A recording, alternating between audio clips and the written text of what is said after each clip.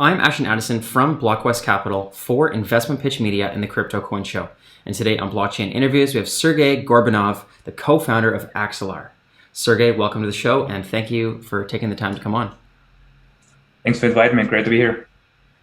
You're very welcome. I'm excited to dive into Axelar as a protocol really focused on cross-communication. I think it's going to be necessary for the blockchain space to evolve into the next level.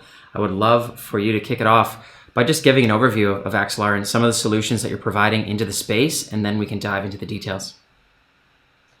Yeah, for sure. So Axelar is a universal interoperability protocol and infrastructure that allows you to connect distinct blockchain ecosystems, applications, and users, right? And on the high level, the problem that we're solving is that today we live in a world of many different distinct chains that are being developed, each one of them optimizing for unique technical characteristics or target specific markets and use cases, right? But what's lacking in the space are good, robust interoperability solutions and protocols. And that's what we're focused on at the Axelar by building this infrastructure to bridge all these different ecosystems. Definitely. And yeah, it's something that needs to be done. I'm sure it will be done and your team's working on it, but there also are other projects that have been working on it because it's an obvious friction in the market where there's all these isolated blockchains that can't really speak to each other, especially in the decentralized world. Trying to move assets across blockchains without having to go through centralized providers is something that has yet to be worked out perfectly. So, there are other projects that are working on this. Obviously, it's good to have multiple people working on towards the same goal. I'd love to know, what sort of makes Axelar different, provides a competitive advantage, and your approach to getting this cross communication in blockchains. Yeah, so there are really, a few categories of different projects that you see in the market today. One are protocols that allow you to interoperate within certain ecosystems, right? So for instance, in the Polkadot ecosystem or within the Cosmos ecosystem, they have their own interoperability protocols, which work quite well, but they only work well for connecting blockchains or parachains that are native to those ecosystems, right? Mm-hmm. So at the very core, those protocols kind of understand specific consensus mechanisms that those blockchains are built on, and that's what allows them to tick and kind of interoperate within them. But external technologies and new protocols are needed to really connect blockchains that speak very different languages or have distinct software stacks, right? So for instance, Bitcoin and Ethereum and Avalanche and Cosmos blockchains, they all have very, very different software stacks and consensus mechanisms. And so you need different protocols to connect them. Mm-hmm. And so as a result, we've seen a few solutions being developed in the market, but a lot of them are very centralized today, right? So it's quite easy for you to go and build a centralized bridge with a few kind of a buddies to set up like a multi-sig account and transfer assets back and forth, but really doesn't solve the problem for the ecosystem, right? To really bridge a decentralized network with another decentralized network, like you need decentralized and trustless interoperability protocols. Mm-hmm. So, and that's a very hard technical problem, and that's what we're focusing on at the Axelar network, is really building a network that remains decentralized, where anybody can join and run the protocol. And at the core of it, our goal is to be able to plug in an arbitrary software stack, right? So no matter what the underlying consensus is of your blockchain, no matter what kind of technical decisions the platform builders have made, we should still be able to plug it in and connect them with other ecosystems. And so that's the approach that Axelar is taking by designing this protocol. Definitely, and I like the approach, Sergey. And I think that you mentioned development and the development software stacks. I think that's super important. More than just understanding, trying to move, Bitcoin to Ethereum or moving assets across chains, is the development of all of these layer one protocols and the smart contracts that are on them and the dApps that are on them. How are those dApps going to be cross-compatible? How are you going to have Ethereum dApps working on a different blockchain? How are you going to have other blockchains that have different programming languages have their dApps compatible with Ethereum and vice versa? So maybe you could elaborate a little bit more on the cross-chain development and the focus that Axelar has on the development side for dApps. Yeah, no, it's a great question. when we talk about interoperability, we have to realize that an entire set of protocols and solutions has to be built, right? We're not talking about just a protocol that allows you to deliver assets, like you said. But so what we have designed at the Axelar network is really kind of different sets of protocols, right? So some protocols are at the very bottom of the layer that is simply responsible for delivering messages and like finalizing transactions on one chain and so on and so forth. But then we're also thinking and working on a set of protocols that applications can integrate directly with, right? And so those are application level protocols that if you build your application on one blockchain, you'll be able to interact with those application level protocols to compose with other ecosystems, right? And a simple analogy you can think of is if you're building on Ethereum, you can easily interact with different ERC20 assets by issuing a few function calls, right? Mm-hmm. And so we're trying to create similar set of protocols and standards at the application level, where as an application builder, you can simply make calls to be able to interact with assets that are belonging to other ecosystems, or execute a call to perform kind of a smart contract functionality on a different chain, and so on and so forth.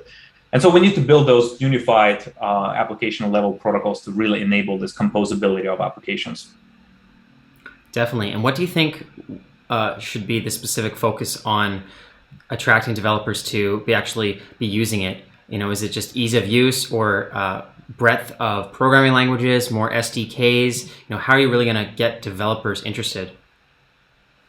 Yeah, it's a great question. I think two things. Of course, you have to work on usability, right? So your tooling is quite important. You have to make sure that developers know how to use it, and so on and so forth.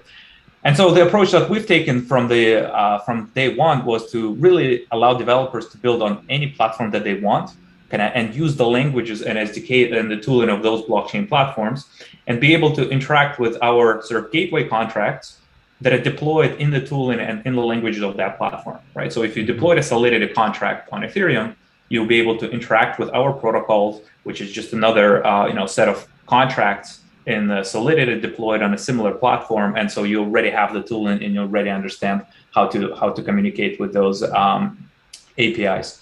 So that's one thing. But the second one is, once developers understand that kind of this interoperability and cross-chain support allows them to bring more liquidity and more users to the applications, then there's naturally a requirement for them to integrate in order to be competitive in the market, right? So if one of your competing DEXs is integrated with an interoperability stack and has a lot more liquidity, has a lot more reachability and distribution, then if you're building your own DEX, you have to do the same, right? You have to bring this liquidity. You have to be able to support as many assets as possible.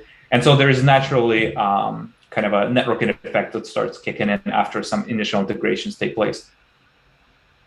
Definitely. And speaking of DEXs and liquidity, I'm curious, within Axelar, how focused is your team on the DeFi world? And that's really been one of the highest growing areas besides NFTs in the blockchain space in the last year. What is your team doing within DeFi? Yeah, so our goal, as I mentioned, is to really empower these DeFi blockchain developers, right? So we're focused on the infrastructure. We're focused on building these protocols and the interconnected layer across different blockchain ecosystems. And we're working with different DeFi projects in order to give them this kind of cross-chain support, composability, and liquidity across different ecosystems. So super excited about the DeFi, and kind of would love to see it go even further as we enable this cross-chain support. Definitely, me too. And as well, I saw within Axelar that there's also a native token that functions within the ecosystem. Maybe you can talk about the Axelar token. What are the main functionalities, and does it create a sustainable ecosystem for all the participants? Yeah, it's a great question. So if you want to support any decentralized protocol that's permissionless, you have to have various Sybil resistance mechanisms, right? And so, you see in the proof of stake networks, you naturally have governance tokens that provide you this Sybil resistance mechanisms, allow people to kind of participate and pay transaction fees when they transact and use the protocol, and earn various kind of incentives for participating in the ecosystem, right? And so Axelar protocol itself is a decentralized network, and so naturally there is a governance token that will be behind it that will support the decentralized protocol, allow users to stake, to run validator nodes, and to pay transaction fees, and so on and so forth. Mm-hmm. Definitely good to know. And there's so much in the development pipeline I know that you're working with. It's a big job to connect blockchains and have the right ecosystem for development, to have all this cross compatibility, especially with the rate that DeFi is growing at, and trying to keep up just to that and then surpassing that. It's a lot. Maybe you can talk about, with your team's goals in the next 6 months to a year, what are the sort of main functionalities that you're looking to drive into the market? Yeah, great question. So currently we are in a testnet environment where we're testing the network protocol, kind of onboarding various ecosystem players like validators, folks that are building dashboards, wallets around the networks, and initial integrations. And kind of the roadmap for us over the next 6 months to a year is to make this protocol robust and safe and secure. So we have all kinds of audits that are scheduled on the network. We're performing more testing, adding new sets of functionalities, and then launch it to the market with initial integrations to support basic asset transfers in a decentralized way across autonomous ecosystems like we talked about.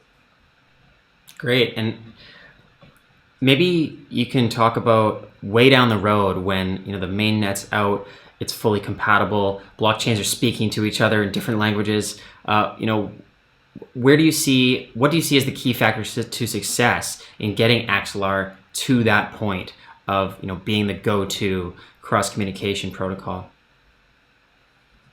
Yeah, I mean, I think my strong view is that to really enable a multi-chain and interoperability across ecosystems, it's not about a single protocol, right? There's all kinds of infrastructure that's missing in the ecosystem, like I said, from routing protocols to application level protocols to tooling that you need to really monitor different blockchains, to understand what is the state of different contracts, indexing around them, and so on and so forth. And so it's not a 1 year journey or a 2 year journey. I think we as an ecosystem are going to have to build all kinds of solutions, and Axelar is going to be contributing across the entire stack, from initial protocols to building tools to really make it simpler for developers to leverage this multi-chain ecosystem going forward.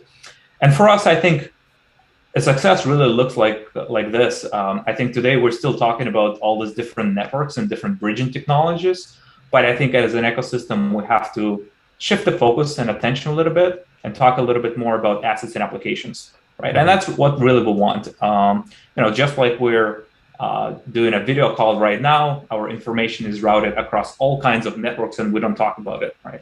There is all kinds of hubs and routers that are delivering information from you to me at this point, and we have to get to a similar position in the blockchain ecosystem where users get to directly interact with the applications, no matter where they are, assuming they have strong security guarantees and they were deployed on robust networks. And so that's what we're working towards. Definitely, and I'm looking forward to that as well, Sergey. And for the viewers that are looking to learn more about Axelar and the protocol and the community, what's the best way for them to get involved and learn more? Yeah, I think the best starting point would be to visit our website, axelar.network. You'll be able to find various links to the Discord, where we have an active developer community. We'll have a test network that's running, so you can sign up to participate in that. And we have various social channels from Twitter to Telegram where you can come in, ask about the white paper, ask about some of the blogs or some of the other materials that we publish regularly. Sounds great, Sergey. And I will also leave those links in the description box below. All the best with Axelar Network moving forward, and let's follow up in the near future. Sounds great. Thanks, Ashton.